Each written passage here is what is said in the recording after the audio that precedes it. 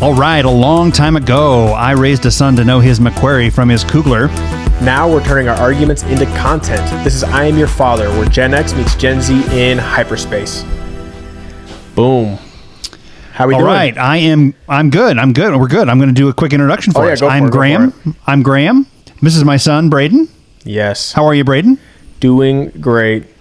Big, crazy week, but some fun movies. Yeah, I know. It was good stuff for movies and TV. And yeah, you and I are getting ready for a little vacation, though, right? There's a lot of moving parts relative to that. Yeah, coming down in a little less than 2 weeks. Pretty excited. Yes, this should be good. excited. Should be good. Well, today's episode, we have a couple pretty great topics. Our main topic today is going to be covering the latest Mission Impossible installment, right? Is it the final? Final Reckoning, supposedly. We'll see. The sneaking missions is not going to be. We've also got the Last of Us Season 2 finale, which we're going to cover in a few points in our 10 and 20. But you saw Mission Impossible, yeah? Yeah, I did. You ready to talk? I'm excited to talk about this franchise. It's a franchise that I love a lot. I really like it. So I have a lot of opinions. Yeah. Good. Well, it's a franchise that I feel like is fun but flawed. So we'll get there. Yeah. You want to take us into our 10 and 20? Describe it a little bit? Yeah. Let's do it. All right. This is our 10 and 20 where we take 10 topics in 20 minutes, 2 minutes apiece. The last time I did the math, and we'll see how well we hold up to that. Yep. And 4 of those topics this week are The Last of Us. Yeah. We're gonna spend some time on The Last of Us. So I'm gonna go ahead and hit play or hit the timer, and let's get our 20 minutes going. So, topic 1, The Last of Us season finale. It has aired. It has, I think, created some controversy. It's created a lot of opinions. I know, at least in my workplace as well, I had a lot of people come to me and ask my opinion, really passionately want to know. What were your initial thoughts on the season finale? That it didn't really feel like a finale. And I kind of expressed this a little bit last week on last week's episode, that it didn't feel like we were moving towards or anywhere near towards natural resolution. Yeah. I know it's an incomplete story, but I still feel that the season should kind of wrap up a little bit of a story. And I really didn't feel that way about this episode. It kind of just felt like a mid-season finale in a way. Even with the big cliffhanger with the gunshot, and not only that, but Ellie had this moment where she's just killed 2 people and she's freaking out, realizing the severity of her actions. We lose another character. It was pretty big for a finale, absolutely. Right? And I would say there was a lot in this episode that I liked a lot. And of course, his name's Jesse, right? Jesse, who we lost. That I didn't play the game, so I didn't know that was coming, and I have to say that was startling. I really wasn't expecting it, and I actually found myself quite sad. So I felt like they pulled that off pretty well, and I also feel that the scene where Ellie killed 2 of the people that were present for Joel's death was also really, really good. Handled well, you feel? Yeah, I felt like it was handled well. There was a lot that I really liked about the episode, including Caitlin Dever. I'm forgetting her last name, but Caitlin's performance as Abby again for her few minutes, I think she's really good. I think. Yeah, I think she's really good. I will say one thing I did not love about the episode was our little quick detour to the island where Ellie almost died. Feels like they're giving her quite a bit of plot armor. Yeah, that didn't happen in the game. That was a strange detour that seemed unnecessary, and it kind of plays into something that I'm going to talk about in a little bit in terms of sort of one of my critiques of the whole season. But for me, the only thing that really didn't work super well. So first off, the way that the second friend dies, the pregnant woman dies, that's totally different in the show than in the game. Yeah. In the game, she attacks Ellie. It's obviously Ellie's threatening them. She's got a gun to them. She wants to know where Abby is. But in the game, both of the 2 characters, one after the other, come at her. They provoke the violence, and it does still obviously harm Ellie emotionally. It affects her emotionally, but it's different. It's not the same. I accidentally did it, which I struggled with a little bit. I felt like it takes a little bit of her proactiveness away. Yeah. But the other piece of that was, I thought the performance was really good. The whole thing about delivering the baby and doing the C-section, that was heart-wrenching. Yeah. But my big nitpick was in the game, in Ellie's trauma from the 2 killings, Joel and Jesse show up and she leaves behind a map that she brought, that she had asked them to point out. In this version, the map is theirs, so her leaving it behind means nothing. It also therefore has no clues as to her whereabouts. So Abby then finding them later, I felt like kind of didn't make any sense at all. Like, I don't know how Abby tracked her down, but in the game, Abby tracks her down because she leaves a map that literally has the theater circled on it.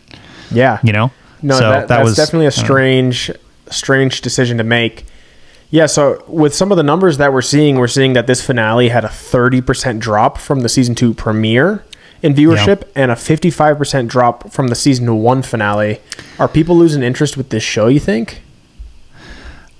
I think, clearly they are. I think some of it is self-inflicted. I think some of this has to do with the story itself. The story is polarizing. Yeah. This leads us, I guess, into let's go down to that topic. So the show's polarizing, right? And it's causing people to have different emotions. The game was polarizing, though. Like, people flipped their if you don't mind, 15, 20 in. So, people went crazy when Joel died. People went crazy at having to play Abby. I mean, there was so much toxicity across the internet and across Reddit and everything else when this happened. It's funny to me because now, like, even listeners of our own show are upset at us for critiquing the show because because they are defending the game. I swear to God, those same people hated the game at the time and were angry about the game. So I don't know. I think what do you feel about the polarization of all this? I mean, I'm okay with them telling a polarizing story. I mean, I'm always for killing off characters to add major weight. I'm always for that, even though it hurts sometimes. So Joel dying doesn't make me so angry, but it does make me a little less interested in the show, Yeah. It is a ballsy choice. It really, really is. No doubt.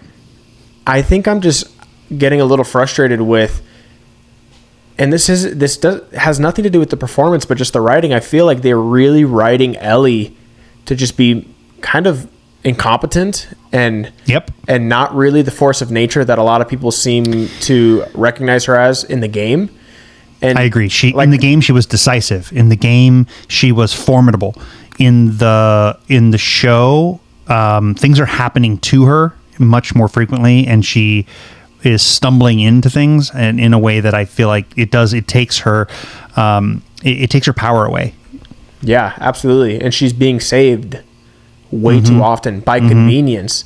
It's a little frustrating, and again, I think it really just comes down to the writing and based on the comparisons of the game. And I know so many people are like, compare it, don't compare it, whatever, but from what I understand, she's pretty stone cold in the game. She doesn't basically smile after what happens to Joel, and I'm just not getting that in the show. So if this show's doing anything, it's making me want to play the game so I can form a stronger opinion one way or another. But I don't know. I think it was definitely weaker. Definitely weaker than the first season overall. The first season was much, much better. Yeah. Well, I think in fairness, I think the second game in some ways is weaker than the first game. In other ways, though, it's stronger, and I'm curious to see if they can redeem themselves in season 3. Side note, I've actually restarted the game. I've started replaying. I never replayed the first game, but I've started replaying number 2. So let's go into our third topic of The Last of Us, and that's a full review of the season. Yeah. We kind of started touching on it. You feel like it was, so generally you feel like it was weaker than season 1? Yeah, definitely weaker overall.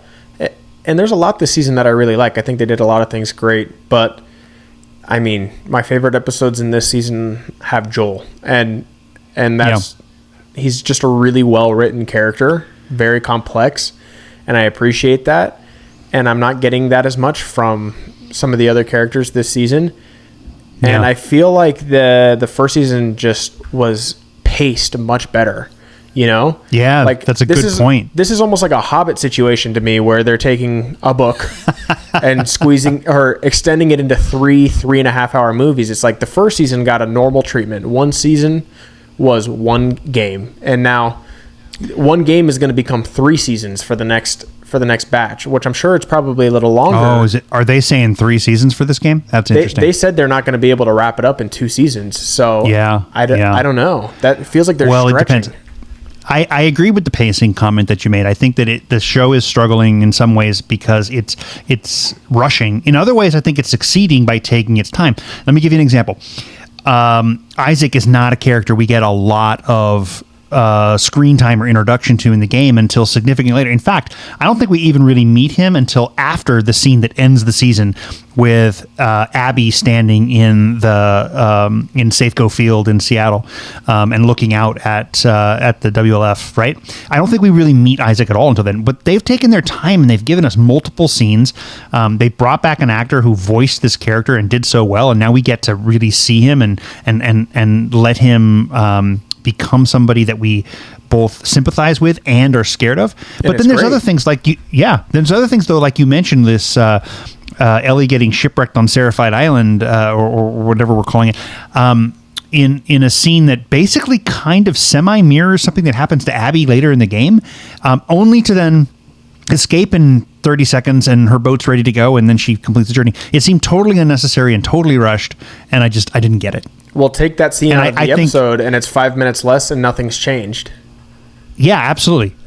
And I think that there's a lot of that throughout the season, which I think is kind of what I'm negatively reacting to. I think the pacing is up and down. It's up and down. It's not super consistent. And I don't mean up and down in a good way, where you're getting the right sort of peaks and then you settle in and then you get another peak and you settle in. It feels, like I said, rushed at times.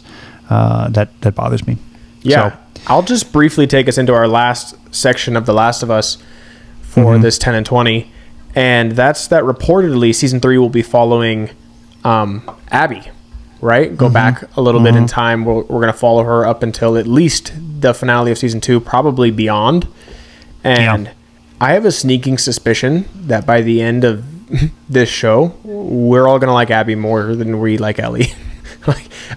Already I'm feeling that way, even though I hate what she did.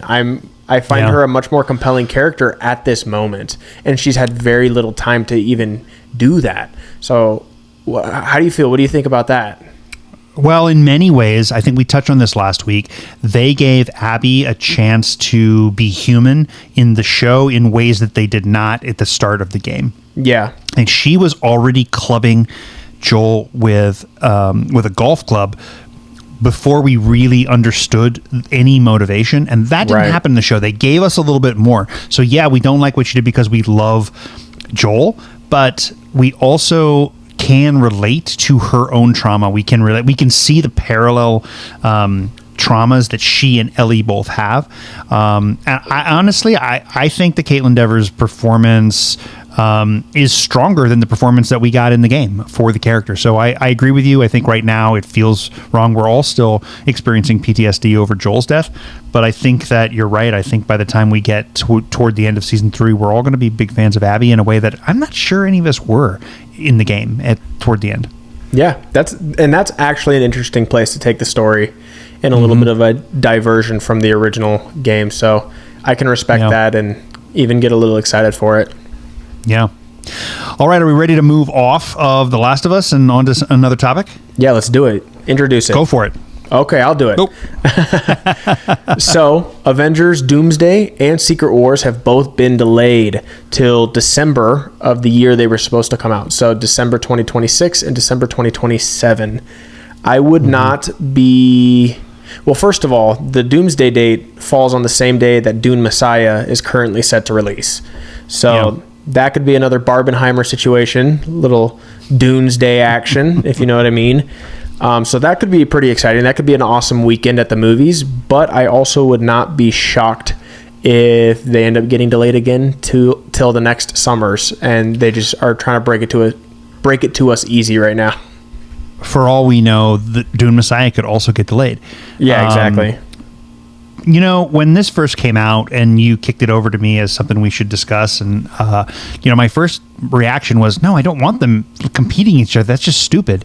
Right. I don't think this is going to work as a Barbenheimer. But the more I thought about it, I would definitely still go see both of those films. I don't think that one would cannibalize the other. No. I think that the fan base of both of these properties would show up twice in a weekend for sure. I mean, I'll double feature, no problem.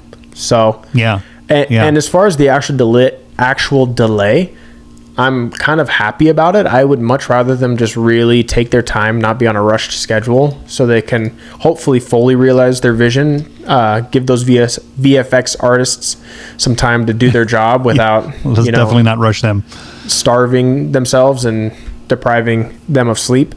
I think this is ultimately a good move, although I am sad because I want to see the movie. I'm actually much more happy because I want the movie to be great. So... yeah, I guess what concerns me is that the delay is coming so closely behind the announcement of the film to begin with.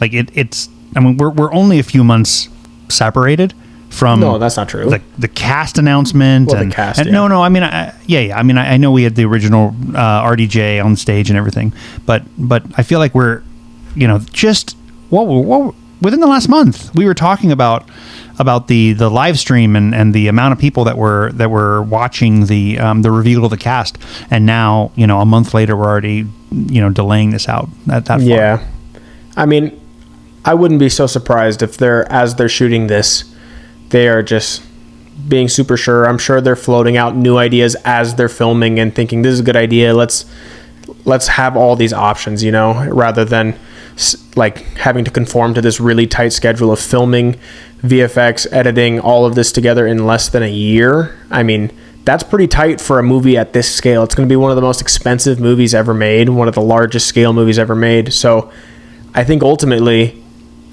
I think it's ultimately a good thing, and I'm hoping it's because they're kind of spitballing as they're going, coming up with even better ideas on the fly as they have all these actors together in the same room and all these different things, I'm kind of hoping that that's not what's happening. I'm hoping that they have a kick-ass script that is so good that this thing shoots itself. Now, listen, obviously we're down for some shawarma improvisation and, adding in that layer of serendipity to the performances and everything. But I think that, a topic we're going to touch on as our main topic, I think in some ways suffers from the fact that the shooting style was, let's basically make two movies at the same time and then put together the movie we ultimately decide makes the most sense. And I think it suffers for that. So I hope that is not what's happening with Marvel Doomsday right now. Fair enough. All right. Our next topic in the 10 and 20, the Golden Trio, as many, though not me, like to call it, have been revealed for the new HBO Harry Potter show. And the internet is doing what it does. It's being terrible. What are your thoughts as a resident Harry Potter nerd here? Help me out here. Yeah. Major Harry Potter fan. Love all the movies, all the books. Pretty diehard fan. Mm-hmm. When I first saw the picture, I mean, it caught everybody off guard. I don't think anybody was necessarily expecting to open Instagram and see that they had been casted. But I saw it and I just immediately grinned. I was like, to me, this looks great. They look great. I don't know any of their acting ability. Obviously, nobody does. But just based on look, I was immediately They have excited. 0 credits. Do they? I looked them all up. There's no credits. They're all complete. They're complete unknowns. I mean, maybe they're on West End or who the hell knows, but they're definitely not doing television and movies. There's nothing on IMDb, so it's a clean slate. Yeah, based on looks, they look incredible. We have Dominic McLaughlin as Harry Potter, Arabella Stanton as Hermione, and Alistair Stout as Ron. Based on look, they look incredible. I think especially Arabella Stanton as Hermione, she looks great. She's got the teeth, she's got the fuzzy curly hair. I think perfect. She does too. I think she aligns better with the book description than Emma Watson ever did. I think so too, honestly. Right, and yet the toxicity, the sexism, the racism, all that nonsense that is going on. What we now know is that HBO was forced to turn off comments on the post because it was so toxic. That's terrible. That is like, what is going on? These are kids. Yes. You're going to ruin their lives. Kids without even, it's not like even like, well, I saw them in this show and I didn't like them. They have no credits that you can track to say like, I don't like, oh my God, just grow up. Yeah. Be a good person. Seriously. Be a human being. Quit being the worst. Like, do not attack children Seriously. online at all. Seriously. Period, point blank. Don't attack children. Seriously. And here's the thing. Maybe the show is not going to be good. Maybe it's going to be a train wreck. Maybe their performances are not going to be good. And guess what? You cannot watch. You know, just don't watch. You don't need to go online, spread hate. I'm going to give this show every opportunity it deserves. Absolutely. And I'm quite excited for it. Even more so excited now after seeing this cast. Yeah. And F all those people. Yep. That went toxic. Yep. Agreed. All right. You got the next topic? Yep. Topic number 7. We're a little behind on time, I'm guessing. Mm-hmm. But quickly, Mark Ruffalo as the Hulk. Yep.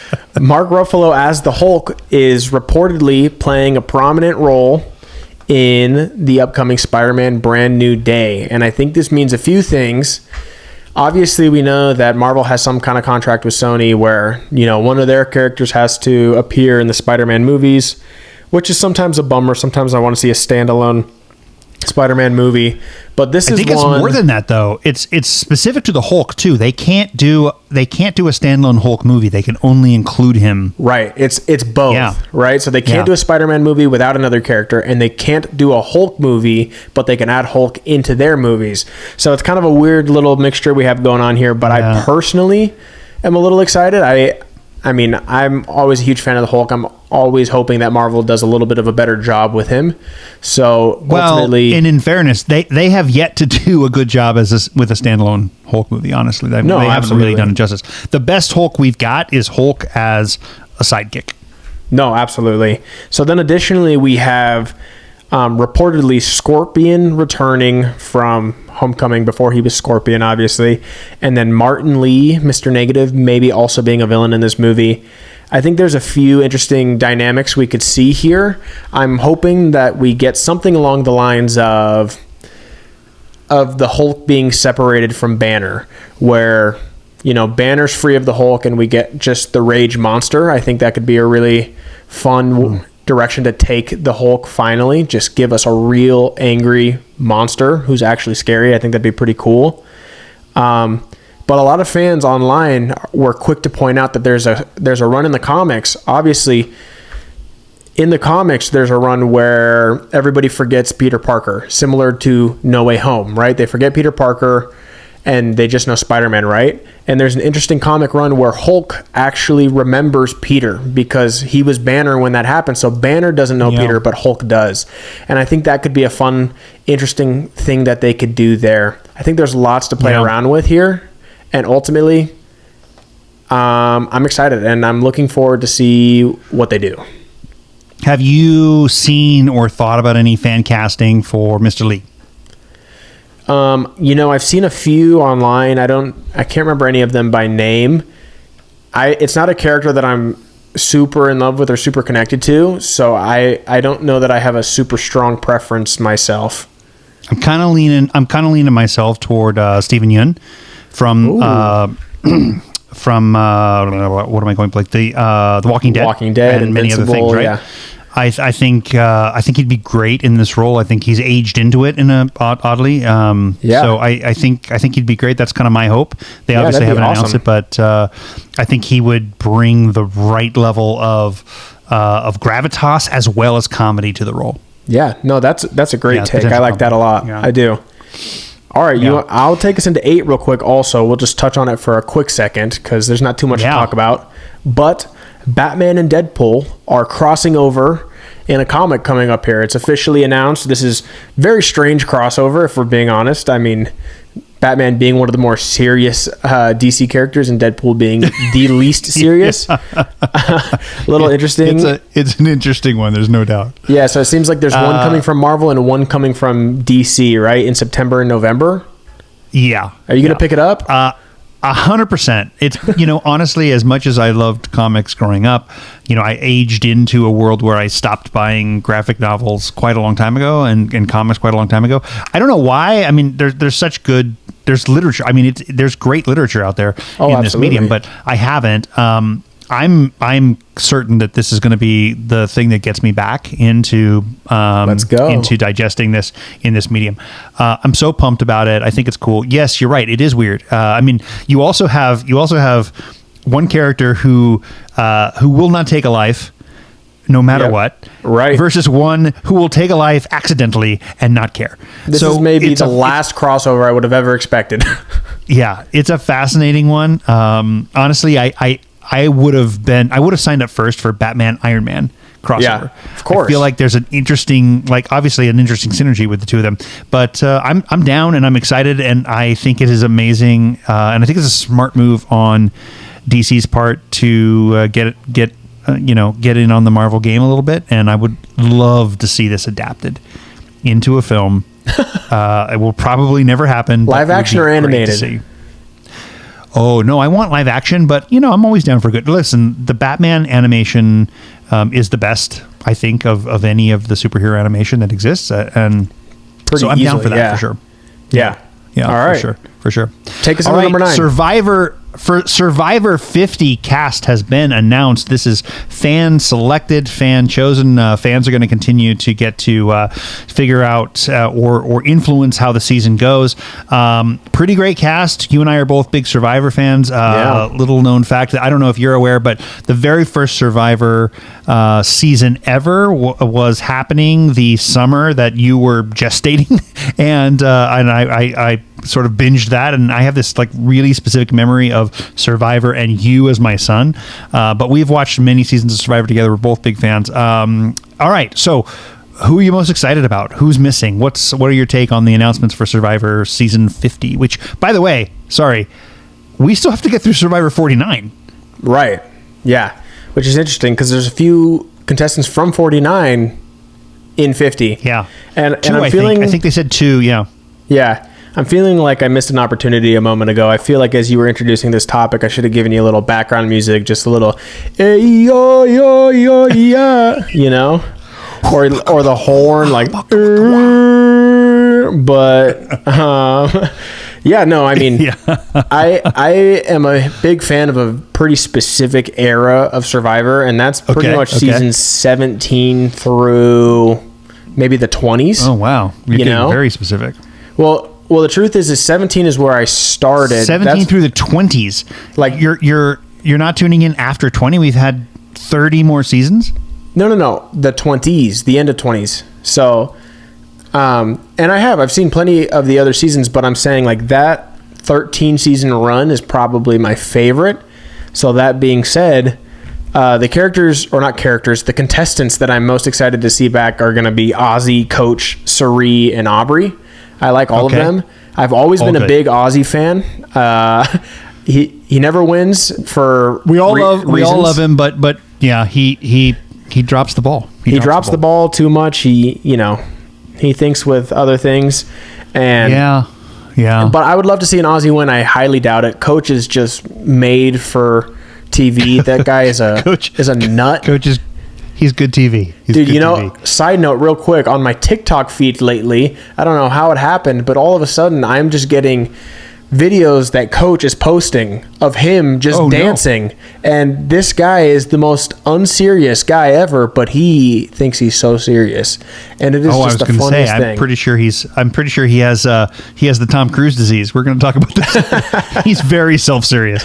They don't look too different from each other either. That's interesting. That's true. He does look like he could be Tom Cruise in MI2. Yeah. How about you? Yeah, so I mean, for me, I'm really glad to see Christian there. I thought he was a super underrated player. Colby is always a fan fave of mine. Colby's great. I really liked 48 a lot. Joe and others on that cast. But Joe. There's some great ones. Camilla was really great in 48, and Kyle.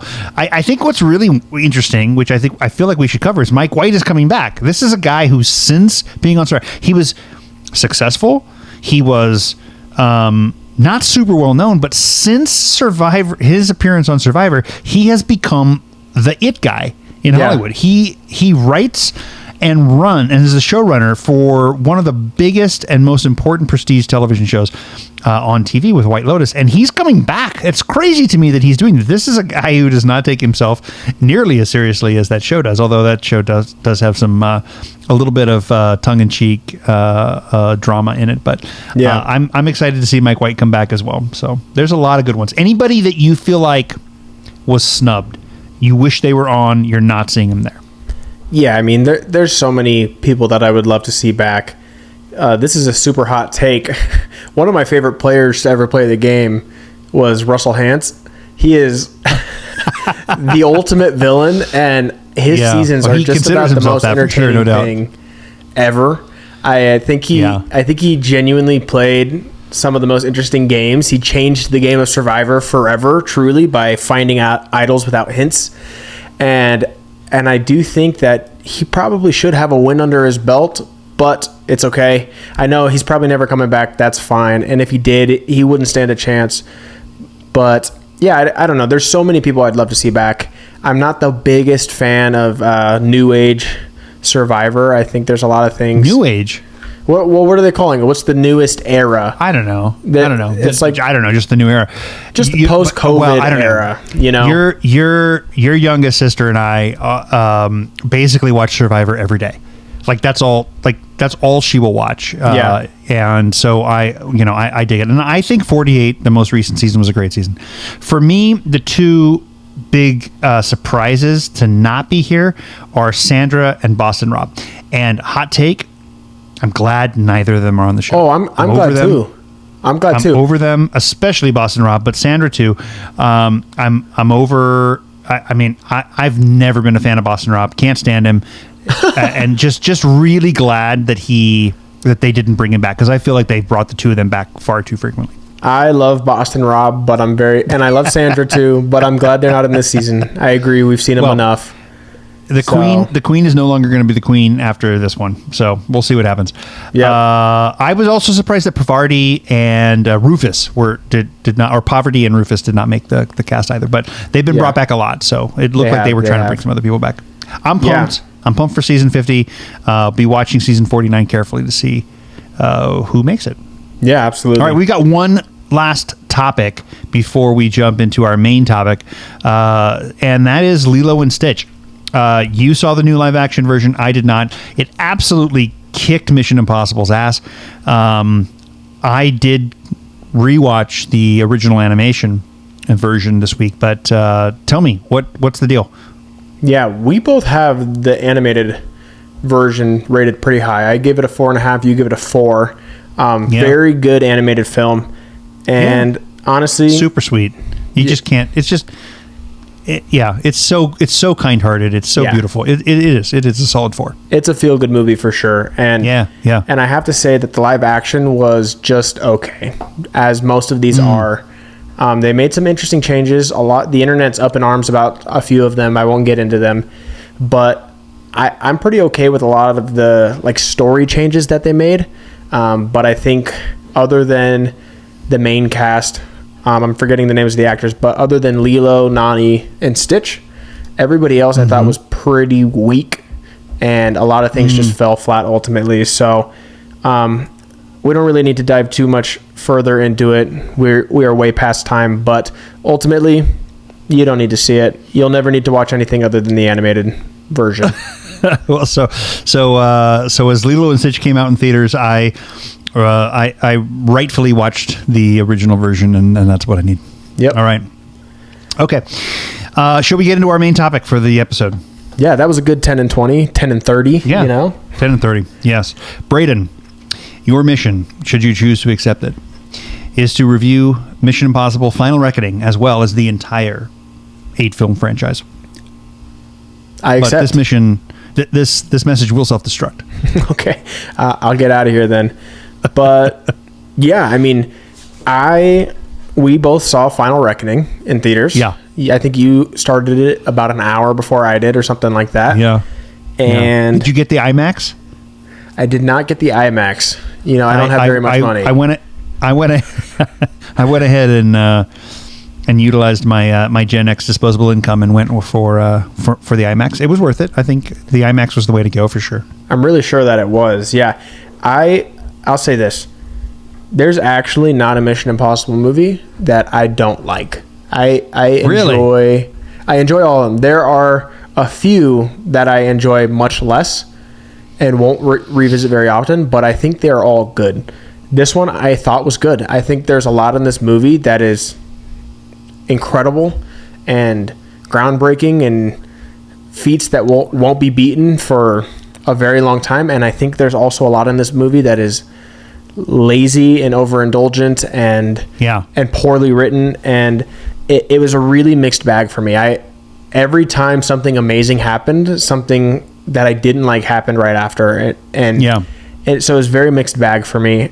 But I will say the submarine sequence and the plane sequence are truly two of the coolest and craziest scenes, action scenes, stress-inducing scenes to ever be put to screen.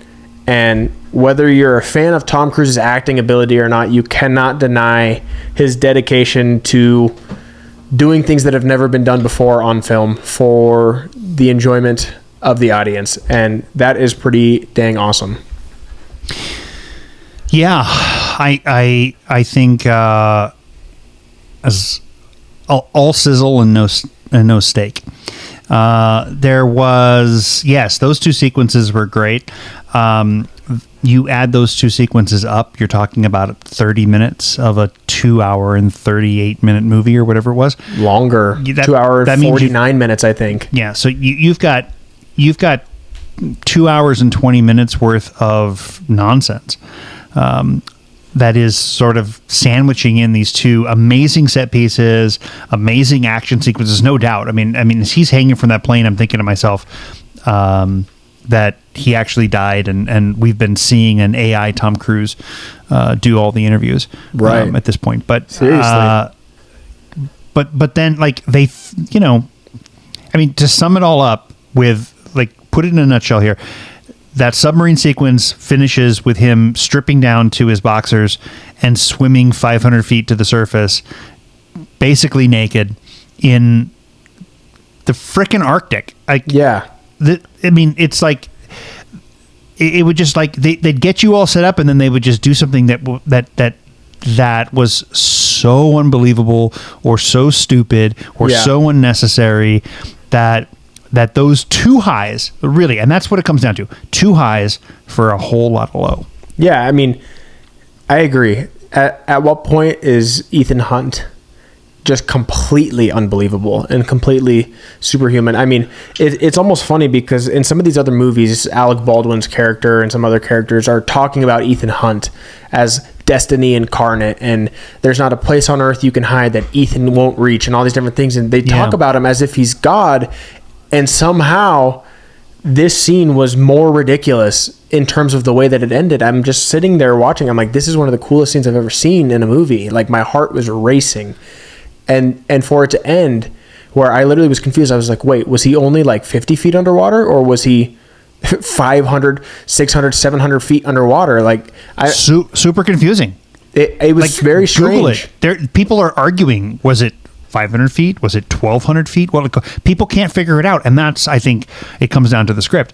And you're totally right. I mean, this film and I would say the last at least two, if not a little bit more, there's a messianic complex that starts to take over here. The franchise started in a way that was a little tongue-in-cheek, that was a little fun. It was self-aware, not self-serious. It has ended, especially the last two, with just an insane amount of self-seriousness. Yeah. That is, I think, a little ridiculous to absorb, unfortunately. And we'll dive into our ranking here in a minute, but I will just say this too, real quick, before I forget. Yeah. I think maybe one of my main issues with this movie, and you said self-serious, and I agree. One thing you can say about almost every Mission Impossible movie is that they're really fun. And this movie was almost not fun. It was so serious. It was almost like apocalyptic. I mean, we went for full human race destruction And humor was Extinction, there was no humor, there was no lightness. It was just seriousness, and that didn't really work for me. It's not what I was looking for. And by the way, everything that Haley Atwell brought to Dead Reckoning, they stripped it all away in Final Reckoning. Yeah, they didn't give her any of that. She was not allowed to cook. Like, she cooked in Dead Reckoning. She's maybe the best part. She stole that movie. She was the best part of that movie. And they took all that away from her. She was sadly a little boring. Yeah. Relative to her performance and the character, the way the character was written in Dead Reckoning, it was super disappointing. I mean, to me, it was an endless cycle of MacGuffins. That, whether it was a crucible key to the sunken sub that you had to go to get the source code to the entity, to a poison pill, to a server room in the middle of nowhere that was impenetrable, where you then had to stick in a jump drive that only Luther could have created because it was theoretically implausible otherwise. It was nonstop. And by the way, the very first MacGuffin in there, the Crucible Key, we find out halfway through this movie, is irrelevant because the Russians have a second one. They got a copy. No big deal. What? They got a copy. Which renders Dead Reckoning completely irrelevant as a film. Unnecessary. Yeah. Because there's a backup. There's a backup to the Crucible Key. Yeah, it's what the very strange decision to add into there, especially seeing as it didn't come into play either. They just said it. No. And it's like, why are you even going to say it? It just immediately... The Russian operative he's just like, yeah, I got it. Yeah. Why even say it? It ruins everything with the last movie. It's very strange. We'll dive into it a little more in our actual ranking, but I think we should hop into our rankings of the Mission Impossible franchise, which, by the way, pretty impossible to rank this franchise. I mean, for me at least, a lot of them are very, very close, and this is one of those lists that could, change around pretty easily any given day, depending on the mood I'm in or how recently I've rewatched certain films. I mean, looking at our lists, and not to spoil too much, like we're pretty close in a lot of things, but there's one really big swing. And I think, and so, but yeah, let's dive in. Yeah. So real quick, in the next just few minutes, I'll run you through my ranking, and then you can do the same. Okay. Is that cool? Yeah, sounds good. All right. My Mission Impossible ranking, here it is. In 8th place, I have Mission Impossible 2.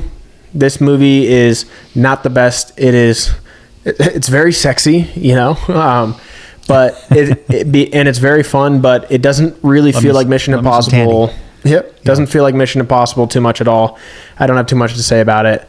In my 7th slot, a little controversial, I have the very first one. And I just have to be honest, it's just not my thing. I've watched it a few times, and I find it very dated. I find that it hasn't aged very well. And I'm curious if this is an issue with De Palma. Maybe. I find it at times a little boring, but there's a lot in the movie that I do like. I don't think it's a bad movie. I still think it's a good movie. In my 6th slot, I have The Final Reckoning. Unfortunately, the most recent is one of my least favorites. We'll dive into it a little more later. And in the 5 slot, I have Dead Reckoning, so the one right before it. Again, right away, I know you don't like this one, but for me, there's a lot in this movie that I do like. I love Haley Atwell. I think some of the action sequences are top tier. I think Rebecca Ferguson's death, Ilsa, was powerful. There's a lot that I like. In my 4 slot, I have Ghost Protocol. This is a movie that I think is an absolute blast with one of the more stressful stunts in the whole franchise. This movie is just a series of everything going wrong and them adapting to it. And in that sense, it's fun. And I like Jeremy Renner a lot. So I like this movie. And these next 3, I would say, are all like amazing movies. In my 3 slot, I have Mission Impossible 3, severely underrated. Philip Seymour Hoffman gives the greatest villain performance in this movie. Best Mission Impossible villain, for sure, without a doubt. For sure. The best villain in the series.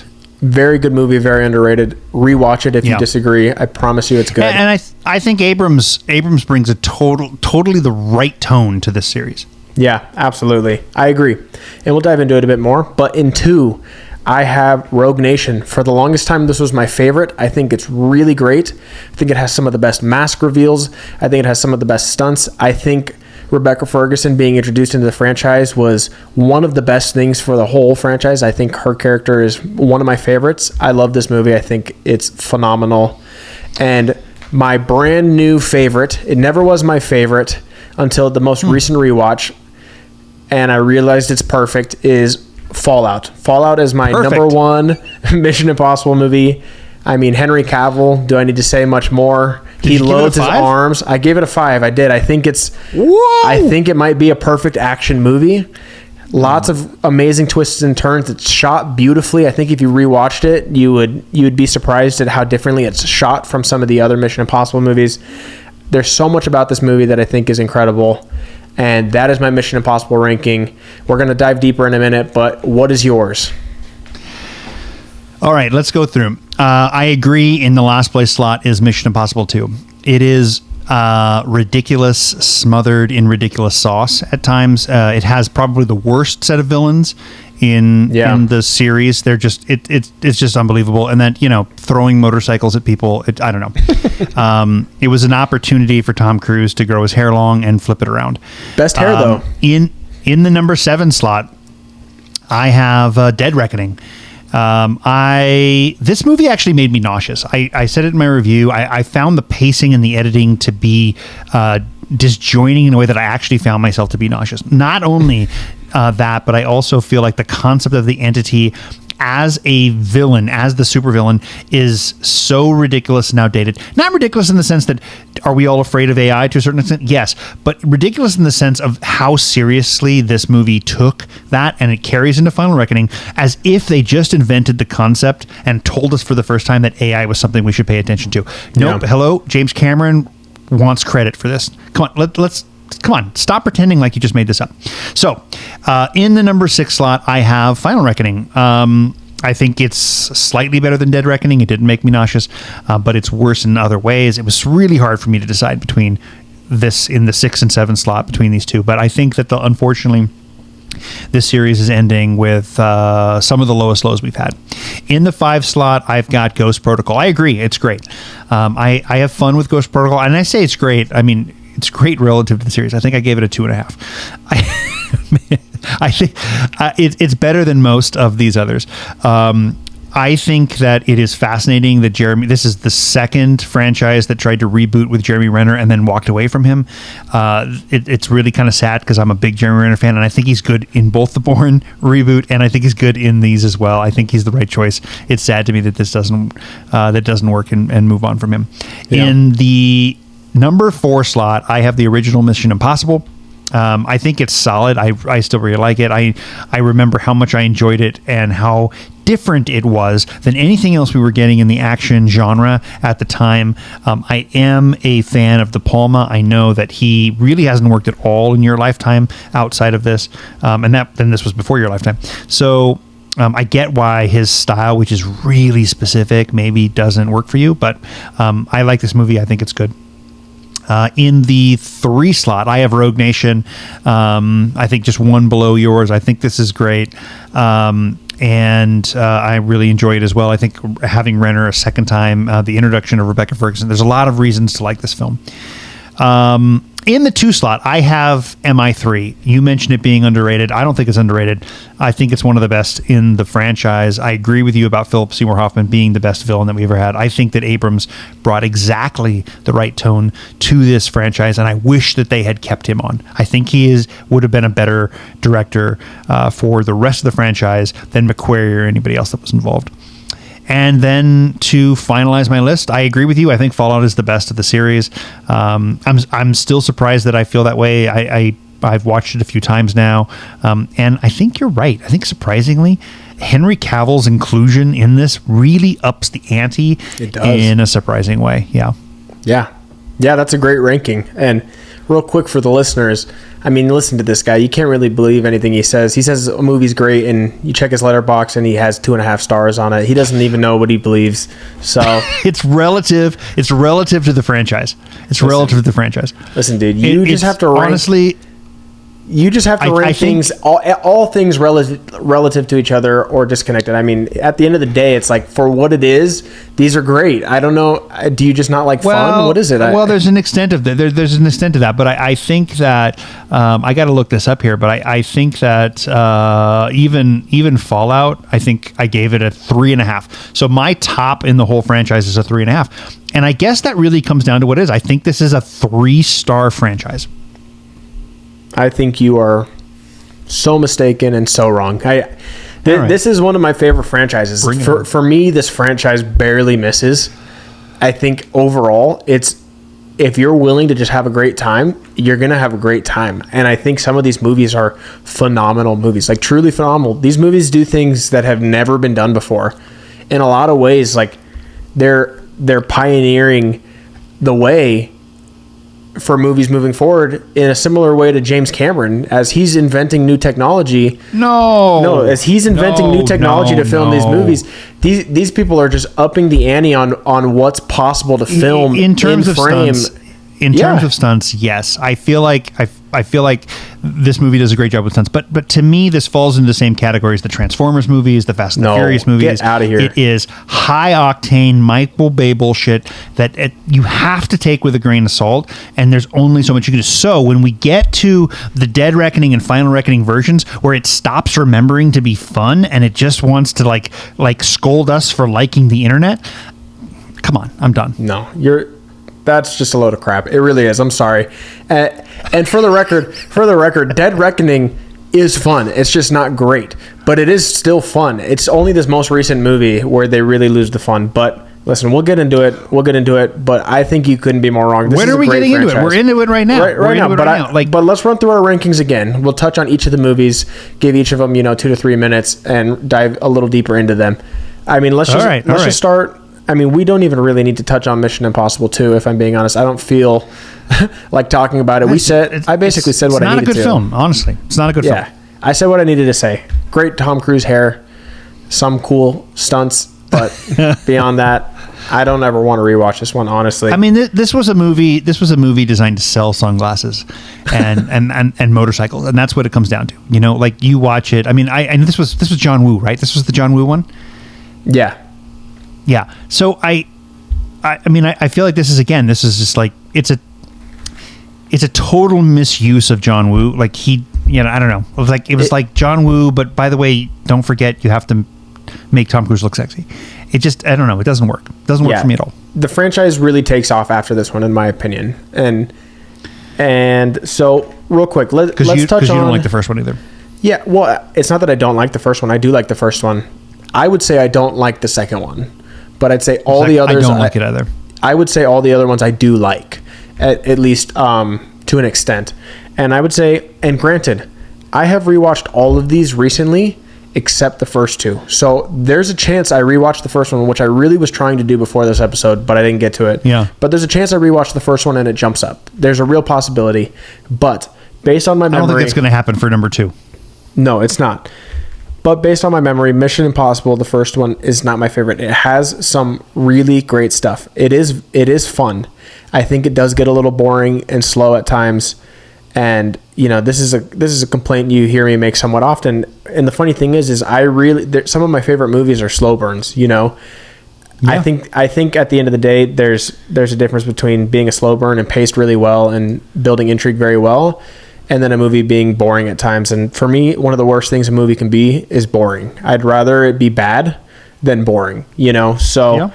I want to be captivated. I don't want to feel the need to keep checking my phone as I'm watching a movie. And this is one of those that does it. That being said, it's iconic. It's so extremely iconic. I mean, how many other movies have we seen people lower from the ceiling right below the ground do this as they're doing hanging right above the ground, sweat dripping from their brow to their chin, and it's so iconic. It really, really is. I couldn't agree more. I think especially that vault sequence and a few others, but that vault sequence, it sets up what we should expect from the rest of the franchise throughout. So I don't know how we can rank it that low. I think it's much higher. I think that the stakes are high in that film. I think that like right away, I mean, in the first sequence of that movie, he loses his whole team. Like They're all assassins. And by the way, like, for the time, high profile actors, faces that you would have known. Watching that, going like, no, well, I mean, these people are going to be here for the whole movie. Oh crap, they're not there any. Like, they just all died. What happened? Yeah. I think that the film is solid. It is solid.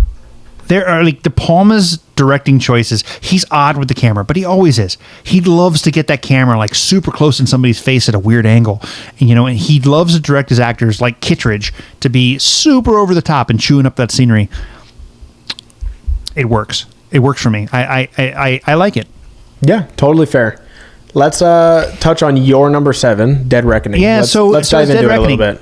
I think at the end of the day, the reason that for me Dead Reckoning falls below Final Reckoning is because Final Reckoning negates Dead Reckoning. It basically says the entire thing we just watched is unnecessary because there's multiple versions of this key. I mean, and for that matter, hey, I mean, Luther probably could have just made one. He does have the ability to make whatever he wants. Yeah. So I don't know. I just found at the end of the day that it seemed like 2.5 hours of pointlessness. That ultimately got us to nowhere. Final Reckoning comes in. It tells us the whole story again. In fact, it doesn't just do it in the opening sequence.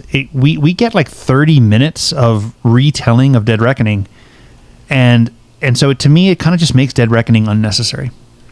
Yeah, in a way it kind of does. But to me, that's more of an issue with Final Reckoning than it is with Dead Reckoning. Maybe. And here's the thing. I think Dead Reckoning has a lot of fun in it. We talked about Haley Atwell as Grace. I think she's a really, really great addition to the franchise, and I think she kind of carries that movie on her back. I think I'm forgetting her name, Palm something, who plays Mantis. She's also a great introduction to the franchise. Both very great. I think there's some amazing, amazing action sequences. Paris in this movie. Paris in this movie. But they also, with Gabriel, give us one of the... I think is how we pronounce her last name? Yeah, Palm Clementif. I think that's right. But with Gabriel, they give us one of the least interesting villains, and they even retcon to introduce him, and I think it's the worst decision they made. In both films. Absolutely. I mean, they introduce him as basically the Thanos of this series, as if we had known he was coming the whole time, and we've been waiting for this big reveal. He did not exist until Dead Reckoning. Yeah. They went in and added things, and then on top of that, in Final Reckoning, they go back and they not only add things, they retcon MI3, they retcon other and add him in as if he was aware of those things and he was pulling the strings. I absolutely hated it. I hate everything about Gabriel. I think he was a huge mistake. Yes. That being said, I think Dead Reckoning, you disagree, but I think Dead Reckoning is still a fun movie. I think it's a little long, and there are things that you could cut 30 minutes out of that movie, no problem, and it would be much tighter, much better. Yep. I think it's a great time, but it is definitely on the lower half of Mission Impossible for me. Palm and Haley. That's the reason to watch it. No, 100%. Let's jump into both of our number 6, Final Reckoning, the newest movie in the franchise. I'll start off. We already talked a little bit about how dumb Gabriel is. Do not like his character at all. Like, least appealing villain ever. I mean, short of MI2. Yeah, short of MI2. Least fun movie. Definitely the most serious. I mean, this was the end game of the Mission Impossible movies. Like you said, he's supposed to be the Thanos, and this is the end game. And I don't think in fact, I know that they did not stick it like Endgame did. No. There's no reason other than he's going to show up again that Ethan Hunt doesn't die in this movie. They needed to send this character off once and for all. There was even a scene at the end of the movie where I really thought they were going to do it. He's falling through the sky, trying to put the poison pill into the source code and all that different stuff. And for a minute, I'm like, he's going to die. Hard to keep track of all those things. Yeah, but for a minute I'm like, they're actually going to do it. Like, he's just going to hit the ground and he's going to die. And to me, that would have redeemed part of the movie a little bit. But correct me if I'm wrong, though. At some point, he pulls the backup chute after his first chute lights on fire, but no backup chute comes up. He continues to free fall and punch in whatever he's supposed to punch in. And then the next thing we see, he's on the ground and there's a backup chute like floating in the air, waving in the wind. Like, what? You know what I really thought was going to happen is I really thought Gabriel says, only one of us has a chute, Yep. and then he dies. I'm like, he is for sure going to dive after his body right now and use the chute on his body. Chute. But no, just like the key, turns out there was a backup. Yeah, where'd the other chute come from? Where did the chute come from? I don't know. Why even have that line? Yeah, I mean, so again, it's him in the submarine, an amazing sequence, an amazing set piece. Like I think maybe the most tense I've felt in the series, maybe personally, since the vault scene in the first one. Like there was silence and just like it's like 25 minutes of silence, holding your breath. And then what does he do? He gets down into his boxers to show us how good he looks in his 60s, and he swims 500 feet on his own. It makes no sense. The same thing happens in the plane. One of the most incredible sequences I've ever seen, only to then ruin it by an extra parachute that nobody mentioned before, and then the backup chute they don't even show us. He miraculously lands. I don't get it. This is the highs and lows of this movie. And let's talk about Luther's death scene also. Spoiler alert. I mean, you and I touched on this off camera. And in what world... Okay, let me say it like this. The Tom Cruise running scenes have become iconic in a way. There's not going to be a Mission Impossible become a movie. running joke. Right. But there's not going to be a Mission Impossible movie without one of these scenes. And there are times where it works well. Fallout, when he's running across the roofs of the building, jumping through buildings on top, trying to chase down Henry Cavill. That's a really great running scene, and it makes sense, right? In this movie, he's running how many miles to get to Luther before he dies?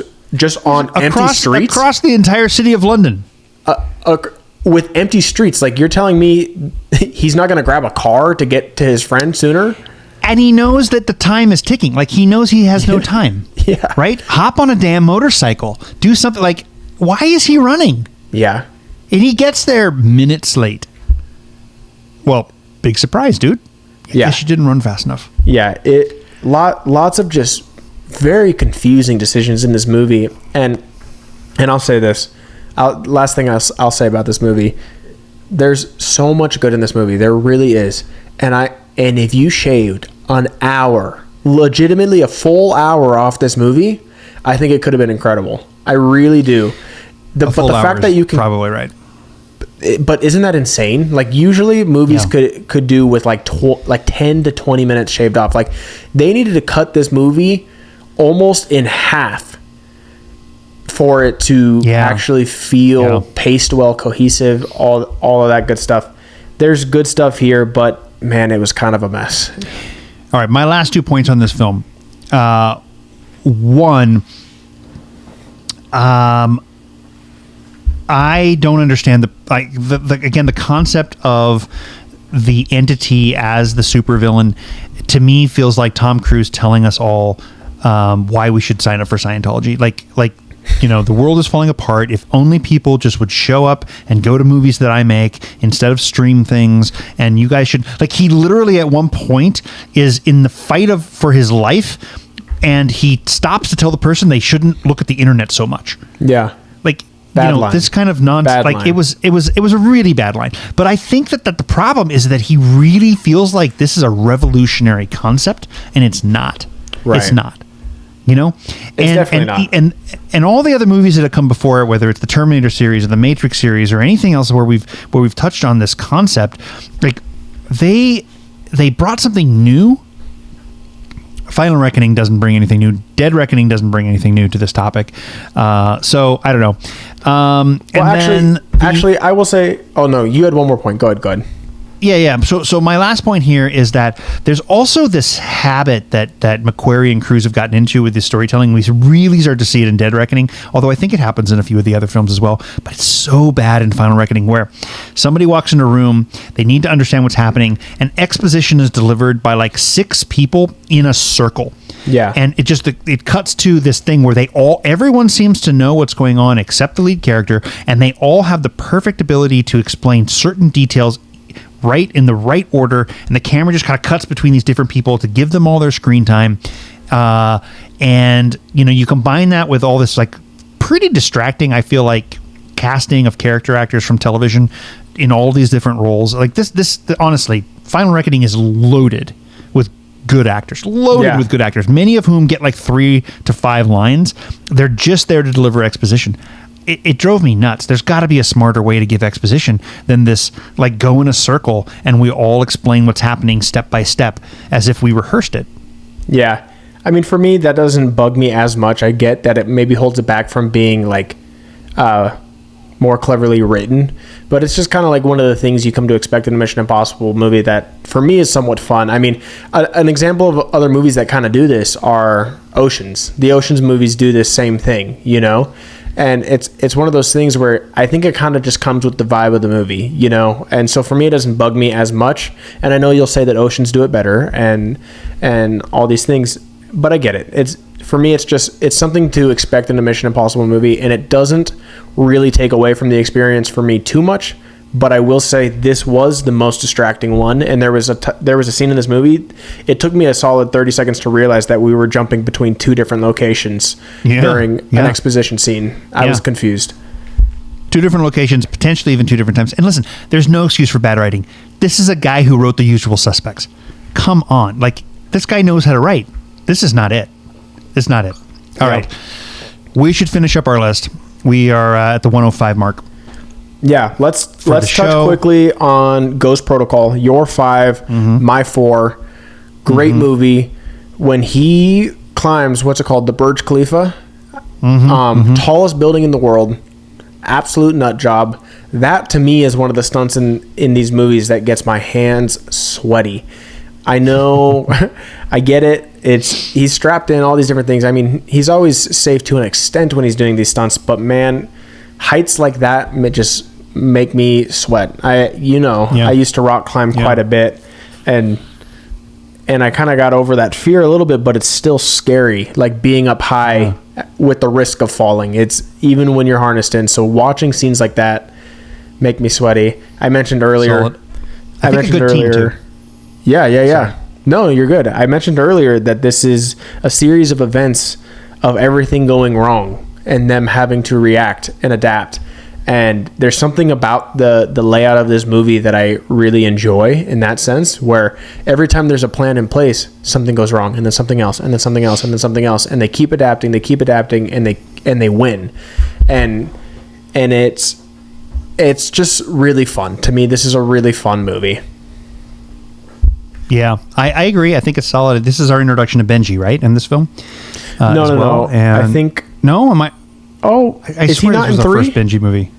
I didn't think he was. Maybe I'm wrong. I was thinking this was our first introduction. 3 or 4. Either way, you've got Benji, you've got the Renner character, you've got Paula Patton. I mean, this is a good crew. And yeah, I think this is a solid film. I think, to me, when this came out, it was the best since the original. Yeah. We have 3 movies left to discuss. Let's touch on 3 because we're talking about it a little bit here. Sure. What about 3 do you love so much? I think that Abrams brings a certain sensibility it's the right balance. It's similar to how I feel about The Force Awakens, to be honest. I think he brings the right balance of gravitas and humor. He doesn't take himself too seriously, which is, I think, something that this franchise needs, because otherwise it strains credulity. And I think that, but at the same time, it's intense. Like, the intensity level goes up dramatically from 2 to 3. Like, everything that's happening in that opening sequence with Kerry Russell, the way she dies with just her head, like, kind of just like spasming and exploding, like it's kind of jarring, right? Very Philip great Seymour opening Hoffman scene. He's menacing. He's menacing in this film, and I think that Abrams really ups the ante in a way, and which is why I think he actually outdoes the first film, which is why I have it ranked in my 2 slot. I think he takes the franchise to a new level, and I honestly really wish that they'd have stuck with him going forward. I think that it would have added just even a slightly better element to Ghost Protocol and Rogue Nation and others. Yeah, I love 3. I think in a way it feels, I think you're kind of right. I feel like it pulls very well from the very grounded feeling of the first movie and the ridiculousness moving forward. And you're absolutely right. I think he finds a really great balance. And I said Philip Seymour Hoffman is easily the greatest Mission Impossible villain. I would even just say that he's one of the best villain performances I've seen, period. Honestly, it's it's in the discussion. At least he's phenomenal in this movie. He is a force of nature. He's terrifying, and it's really good. Everything about this movie I really like. To me, this is top tier Mission Impossible, and honestly, it's top tier good, fun action twist and turn movie as well. You know? Yeah. I think it takes the franchise to a grown up level that really works, but at the same time somehow doesn't take itself too seriously. Yeah. All right, we're down to two more. We've got Rogue Nation up next. To me, Ghost Protocol and Rogue Nation are a really great pair. Obviously, they work really well. I struggle at times to decide which I like better. Ultimately, I went with Rogue Nation as the higher film.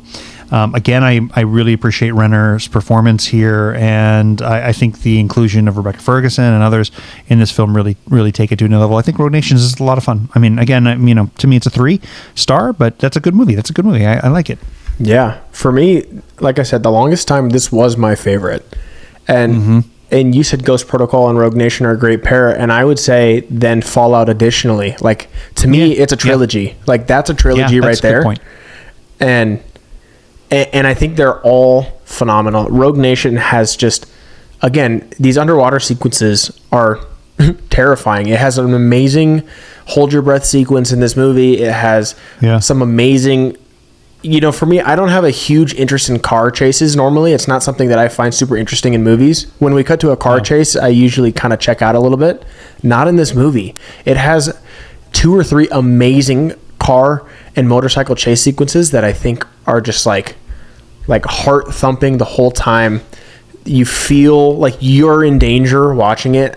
It's like you said, Jeremy Renner, really great in this franchise, and I think the character of Ilsa is the best inclusion in the Mission Impossible franchise, and I absolutely love her character, and she's introduced in this movie. There's so much that I love about this movie. I could break it down way more in depth, especially because I just watched it. But for time's sake, we can move on. All right, that takes us to our shared number 1, which is Fallout. Fallout. To me, Henry Cavill does for Fallout even more than what Haley Atwell brings to Dead Reckoning, and he totally steals the film. He's a really good foil for Tom Cruise. He shows us a side of him that we had at that time not really seen yet, because we mostly only knew him from the Snyder superhero movies, Superman movies, but. I think this is a good one. I think it strikes the right balance. I'm still surprised it's my number 1. I feel like if I were to rewatch Fallout 3 and Rogue Nation again, that somehow they might flip around 1 or 2 more times in terms of which of those 3 that I like. But I think it's pretty clear that those are the 3 best. Yeah, I mean, they're interchangeable. Honestly, they really are. On a good day, they could swap around. But I would challenge you to rewatch it. It's shot very differently. It's shot in a way that I find much more impressive. It was almost like they just said, you know what, let's all of a sudden just up our game a little bit here in the way that we shoot these movies. Just visually alone, I think it's it's much more interesting than a lot of the others.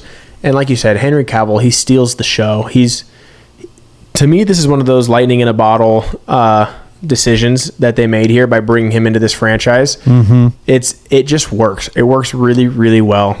There's a lot more in this movie. I mean, we could talk about the stunts, the helicopter scene, the return of Solomon Lane. Again, another reason I love Rogue Nation and Fallout. I think Solomon Lane is the second best villain of these movies, and this is the first time, by the way, in this franchise that you see a story continue from one movie to the next in terms of the villain. Solomon Lane is back, he's captured, but he's back. And I think it's really interesting. And then we pull all the way back from Mission Impossible 3 by bringing back Julia.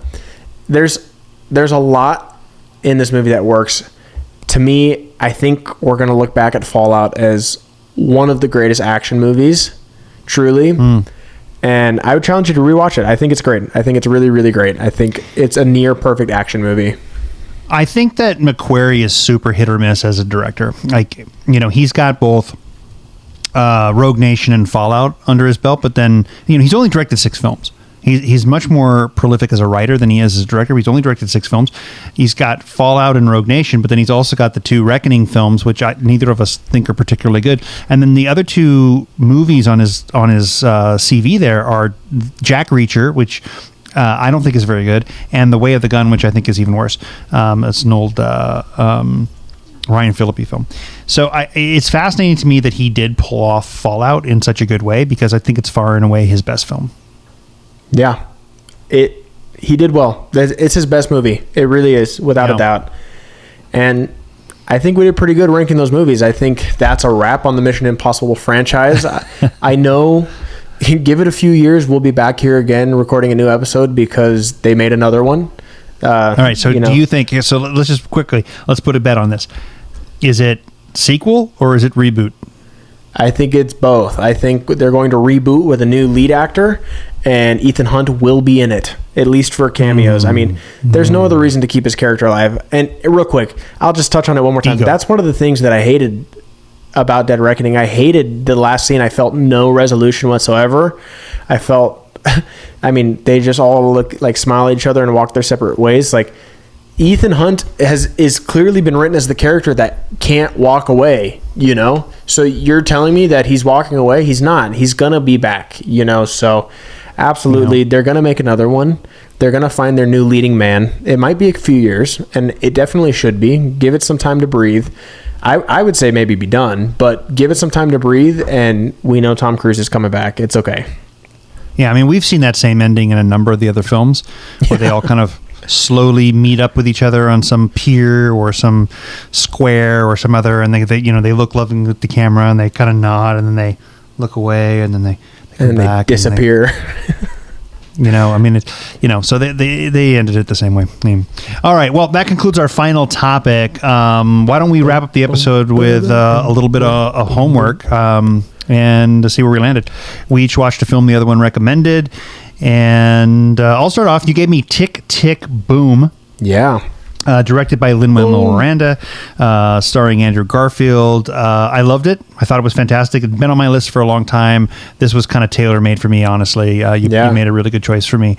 It's maybe a little less controversial than what I chose for you. But yeah, I give it's solid 4 for me. I have a feeling I might even rank it higher upon subsequent viewings. I did not realize that this was actually based on a Jonathan Larson on work that he actually performed live. So it was not I don't know. I guess I thought it was going to be a story of the writing of Rent as an example, but that's not what it was. Thought it was fantastic. I absolutely loved it. And I walked away asking myself, is Andrew Garfield the most underrated actor going right now? The most underrated great actor? Like, he's so good in this. Yeah. He's amazing. It's so different than so many other things we see him in. Yeah, he's starting to get his flowers from my generation for sure. But I agree. I think he's one of the best working actors today. I have not seen a bad performance from him. He's been in bad movies, but he's always good. That's true. Well, good for you guys. Yeah. Well, thanks for the recommendation. I'm really glad you liked it. I knew you would. I knew it'd be right up your alley. So I'm not exactly surprised, but I'm glad. My homework was Lone Star. And super curious about this. Yeah, I liked it a lot. I really did. I haven't rated it on Letterboxd yet. I wanted to sit with it for a minute, but I was going to ask because I was waiting for it to pop up. I finished it today. So always cutting it a little close, apparently. Yeah. And breaking news, I'll tell you right now, I think I'm going to end up giving it a 4-star. All right. Which is very good. Very, very good. I really like this. I think McConaughey is really good in this movie. I love the jumping back and forth between the timelines. I love the mystery of it, the whodunit, who really are these characters? Were they the heroes a lot of people will see them to be? Were they not? Were they more nefarious than that? And I actually really love the way that we did jump in between the past and the present. And I mean literally how it was shot with, just characters walking into frame from the past, and then we shift to the past. It wasn't just hard cut. It wasn't, black and white. Whatever they could have done, I thought they did it very cleverly. I thought it was a really good movie. I kind of want to rewatch it again already. because I got like 30 minutes into it. And I was like, okay, I'm picking up on a few things here that clearly they're telling us in a specific order for a reason, you know? And I feel like although I'm picking up on a lot of it, I know that there's some that I'm missing. So I want to go back. It probably won't be this week, but soon I will revisit this movie, and it might even go even higher. That is a great movie. That's great. I'm really glad you liked it. I think it's one of those hidden gems. It's on my list of like most one of the best films that people don't know kind of list. So I'm glad you liked it. There's this great line in the film that I love so much, where the guy says, it's always heartwarming to see a prejudice defeated by an even greater prejudice. Yeah, so exactly. I think, like this film covers everything from racism and integration and sexism and murder, father and son relationships, mother and daughter relationships, unrequited love, unacceptable. Like it's everywhere. Yeah. And there's so many great stories. I'm really glad you liked it. It's somehow both a mystery and a drama and a comedy. It's got it all. I'm really happy you liked it. And on topics like these, I really do love movies that get this point across and kind of make you reflect a little bit and think. But what I don't like is when movies preach at you. I don't want to watch movies to be told that I'm the bad guy and that'll never change. And that this movie didn't do that. It handled it really well, and I appreciate that a lot. I think no matter who you are, this movie challenges your preconceived notions, and it asks you to be better than you were. That's it. Yeah. Wherever you started, it asks you to think again. It asks you to see other people's perspectives. It asks you to be willing to learn and change. And I think that that's all that any of us can ever do. I think that that's the making of a good person, is to be willing to learn and change and listen. Preach. Not quite in that order. You know what I mean? Yeah. Yeah. So anyway, no, I gotcha. All right, we've got some new homework. I am assigning you a film called Keanu. This is, I'm going to lighten it up. The last couple have been pretty serious for you. This one is going to be, one's going to make you laugh, I think, a lot.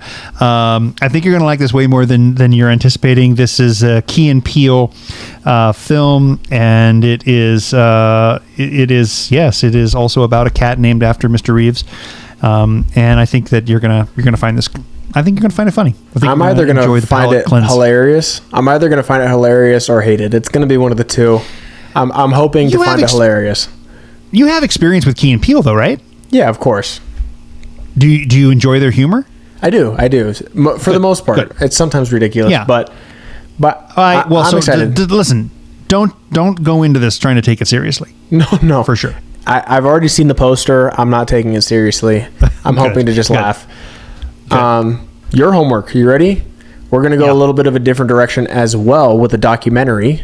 It's Free Solo. Okay.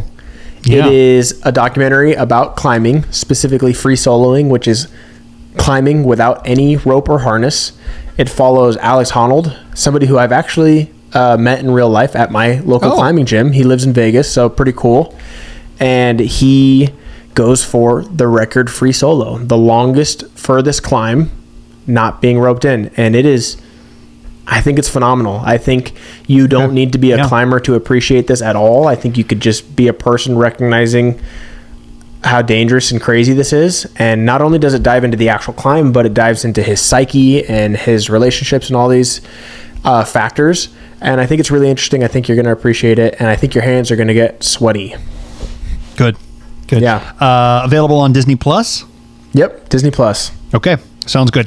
I am looking forward to it. So you have Keanu, I have Free Solo. We're going to dive back in. And you know what we did this week? We ranked and we debated. We disagreed, though, not about who shot first. And we have some improved evidence that we'll talk about soon. But just, it's all just another day in the galaxy.